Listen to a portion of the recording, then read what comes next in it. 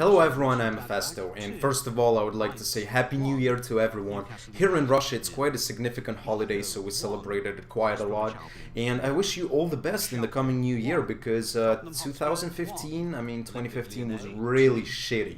Anyways, now we're looking at the transfers. Obviously, if you watched my last episode, we sold Christian Eriksen to Roma for like 67 million and we got like 55 million from it approximately. So we're looking for a replacement, and as you can see, I'm trying to sign some of the players.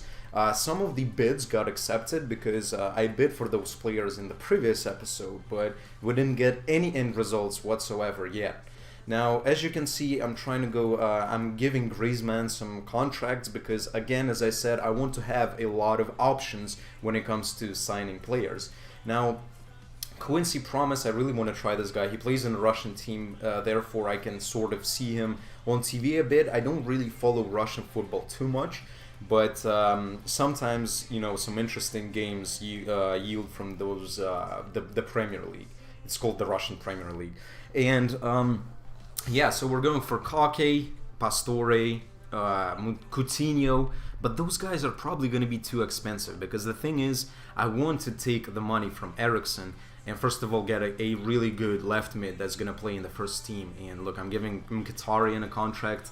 Patrick Herrmann they won 43 million for him. Like, I mean, he's 24, but I think he's like 80, 81, so that's probably not worth it. Now, giving Gervinho a contract. As I said, I looked at my team and I kind of needed a position. I kind of needed a backup center back. I mean, I do have two backup center backs, but at the same time, I need a fifth center back and another CDM potentially. So I wanted to go for both center back and CDM in one player. There are a lot of players like that, but you'll see. And along with that, I kind of needed another winger slash striker. So I was trying to look at players that could play both striker and wingers as well.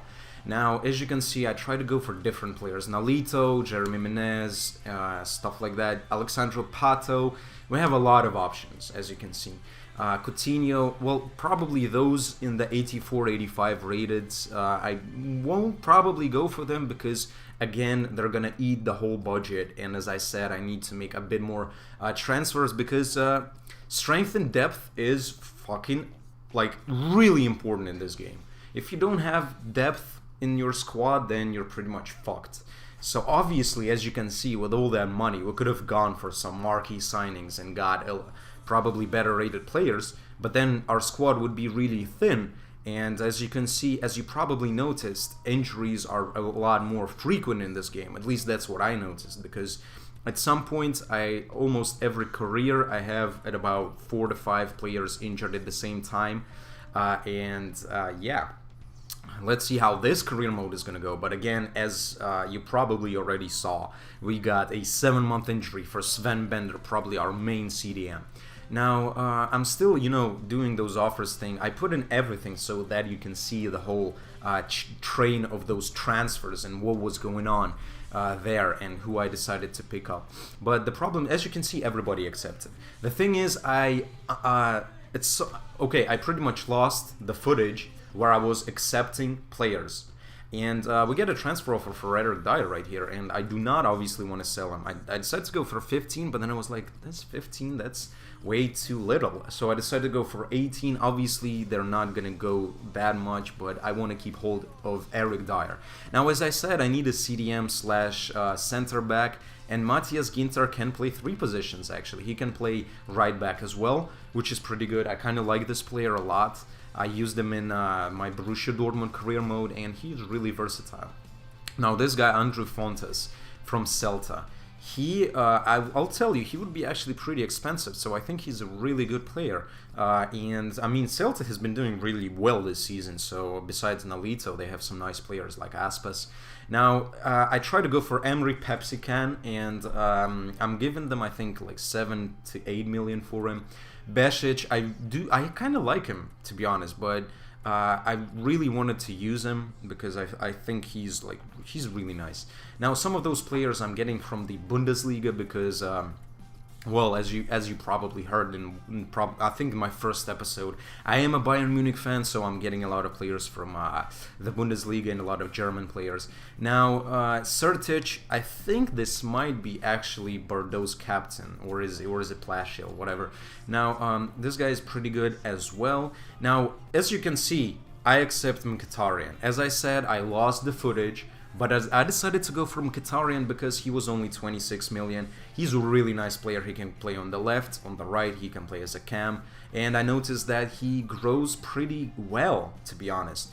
Now, because I've already used him, so I guess that's not that good. I mean, I used him in my Borussia Dortmund career mode. But he was mostly sitting on the bench, to be honest. So now he is going to start in this game. As you can see, the team right there, Mkhitaryan is fucking knackered, so I have to play Heung-min Song in that position. And my CDMs are going to be Ruben Neves, the 76 rated 2-year loan guy that I got from Porto. That is really, like, he is really promising. I would say he probably is going to be one of the main stars of the Portugals in the coming years. I mean, of Portugal. And so I have to play Eric Dyer and Ruben Neves. I mean, CDMs could be probably better, but then again, as you can tell, this is sort of a challenge for me with two of my main CDMs out. Now, as for Juventus, now the rest of the lineup is kind of standard. I guess I didn't really change it.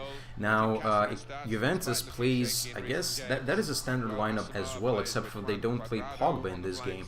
Let's see, maybe he will come on as a sub. Now, their defense actually looks not that good, but the problem is, even though their defense isn't that amazing, it's an Italian team. Juventus is really good when it comes to defending, and on the 22nd minute, we kind of get a chance, or are they good at defending? Look at that, Hurricane gets the ball, some nice pressure, he tries to put it through, yes! Oh my goodness, we get the ball, because as you saw, the name Buffon popped up, so it meant that Buffon actually got a touch to that ball. And the thing is, Hurricane didn't really like pass it too strongly. It was like a pretty weak pass, and it still goes through Buffon's hands, and Choupo-Moting is there to get the goal, get the rebound. And this is going to be Choupo-Moting's first goal of the season, his debut goal for Spurs Tottenham. And this guy is really nice. Like, I actually love this guy so much. I don't know why, because he's really tall, he's quite pacey, his finishing is alright. Like, he is, I don't know, for some reason, I used to like him a lot from, like, FIFA 13, I think it was. He used to play for Mainz, I think. But that's besides the point. Anyways, 38th minute. Juventus wasn't doing really well up front, I'll say. Now, Hurricane, I kind of tried to go for another chance here. Ruben Neves puts through, and look at this 1-2 with Choupo-Moting, and Ruben Neves misses it. It was a pretty nice chance and some slick passing, but oh well. But right off the bat, something interesting happens here. Okay, I concede a foul, right? So they get a free kick, and I'm like, okay, we've seen those a lot, and look what happens. Fucking handball. Like, are you kidding me, Eric Dyer? Why would you stick out your hands like a fucking dumbass? I mean, he just jumps for the ball and sticks his hand into the air. Like, who does that? Anyways, we get a sloppy fucking penalty. I hate this kind of shit. I mean, I like when I get penalties in the opposing penalty area for handball. And he finished it. Fucking stupid Panenka, cheeky finish. Mandzukic, you bitch-ass bastard. He used to play for Bayern Munich. He was really good when he played there. But once he moved, he didn't really do all that well. Now, I would say something, and think about it, guys, if you haven't thought about it. Have you noticed how pretty much every player that transfers to Bayern Munich starts doing really well right off the bat for some reason? Like, the players get, I guess, used to the league, to the players a lot easier than in other teams. I haven't seen any player flop except for maybe like Götze in the past years. It was Götze and maybe Lukas Podolski. I can't think of any other like really horrible flops. Everyone was doing really well. Now the second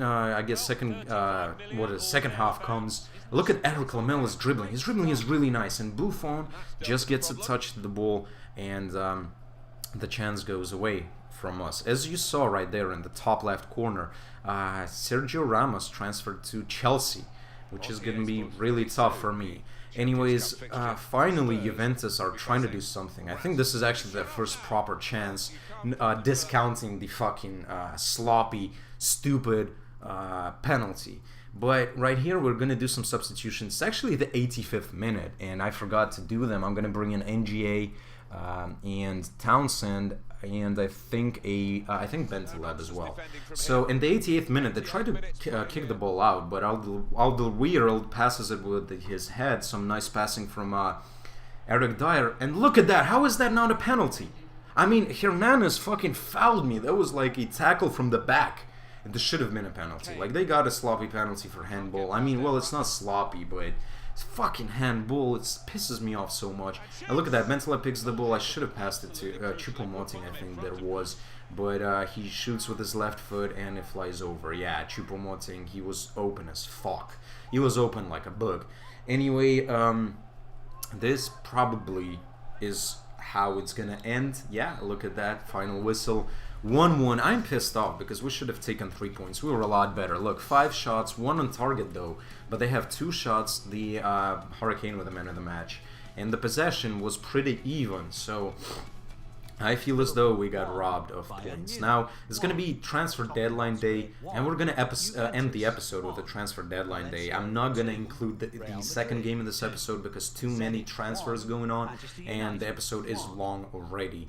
So, I guess forgive me for that, but I'll try next episode to put in 3 games. So, Bordeaux accepts the Sertic bid. I think we offered them about 10 million, maybe 6 to 8, and I'm going to give him a contract. Hertha decides to reject it. I'm not going to even bother with this guy anymore. And Nordtveit is an alright player. Like, Borussia Mönchengladbach in the past couple of months has been doing really nice. And their players they got a really good bump in this game. So Besic, they want 10 million for it. Since it's the deadline day, I'm just gonna give him 10 million. Why the fuck not? And Liverpool wants 11 million for Emre Pepsi-Can, and I would like to use Pepsi-Can because I really like this guy. He used to play for Bayern Munich, I think. Now he's doing quite well under Jurgen Klopp. He's one of the main men, I would say. And therefore I want to try him out. He can play CDM, CM, center back, I think. And they accept for Ginter. And Pastore is probably going to go to Bayern Munich. As you can see, they offered 50 million for Pastore. That's a lot of fucking money. Anyways, this Fontes guy is going to cost 13 million, being a center back. So he is probably some nice rated guy. Now I'm going to try for Caligiuri. As I said, I need wide options. He cannot play a striker though, so I'll spoil it. I'm not going to go for Caligiuri. I'm just going to offer some money and see what they say. Now I'm going to go for Kostic. I think this guy might be able to play striker, but I know that in real life he is racking anuses with fucking Stuttgart. Well, Stuttgart isn't doing that well, but he's one of the main players out there. Now, Monir can play left wing, right wing, striker. He would be really cheap because Barcelona is just too good of a team and he won't really play there. Now, as you can see, I decided to not go for Caligiuri or Kostic, and I get a lot of accepted contracts from players that are both CMs, CDMs, and Everton accepts for Mohamed Besic. Besic, I think he is Bosnian. Don't quote me on that, but oh well. Now, and offer him a contract. They do not want too much money for him. He's obviously gonna grow. And as you can see, we got a pretty big bunch of quite young players. That is what I don't usually do, quite frankly. I love, actually I would say that I love to go for like really old but really good players that would be really cheap and that would play only like a season or 2 and then sell them off. That's what mostly I do, except for like many other YouTubers. They just go for youth. But since Spurs kind of does like that, so I mean we'll keep it a sort of realistic. Now, as you can see right here, we offer some contracts to different players, and Besic accepts. Everyone pretty much accepts. Everyone who I wanted, they accepted. Again, I want a lot of options, and I'm not showing the options here. Obviously going to go for Munir because we do not have any alternative for this position, and the rest of the 6 guys are going to be CDMs and CMs. Who I decide to go for, I'm thinking right now, like, okay, all of the guys are really nice. Do I want someone maybe a little younger or someone already established? But I decided to go for Emre Pepsican because, as I already said, he's German, even though he has Turkish roots. And as you know, in the past like month, the relations with Turkey became really like bad because they shot down our jet. Anyways, as you can see, Pastore moved to Bayern Munich. This is kind of, we're coming towards the end of the transfer window, and we're gonna get an offer for Deadwood. I'm gonna leave the rest of the money for contracts and whatnot, maybe some youth staff. And Caligiuri is gonna move to probably gonna move to Real Sociedad, as you can see. Now Müller moved to Manchester City. Aguero went to Borussia Dortmund, and who's the last guy? I didn't really catch it, but whatever. Sertic is gonna move. Okay, it's Ericsson, obviously. Anyways, Sertic will move to Schalke, and Caligiuri, as you can see, moved to Real Sociedad. So we are actually coming towards the end of the episode, and as you can see, I'm showing you what kind of transfers did teams make. And as you can see, Arsenal signed Isco and some Iniguez guy. They didn't sell anyone. Atletico Madrid got Pjanic and some guy named Gucci.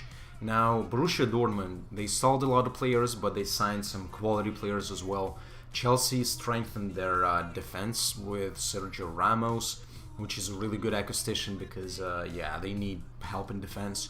Now, Barcelona got some players. Bayern Munich actually spent quite a bit of money, but they made even more. They made 10 million. They sold Badstuber, Bernard Müller. They get Vela, Pastore, Dendocker, Fazio, and whatnot. Now, next up is Inter without any acquisitions. Roberto Mancini, nothing.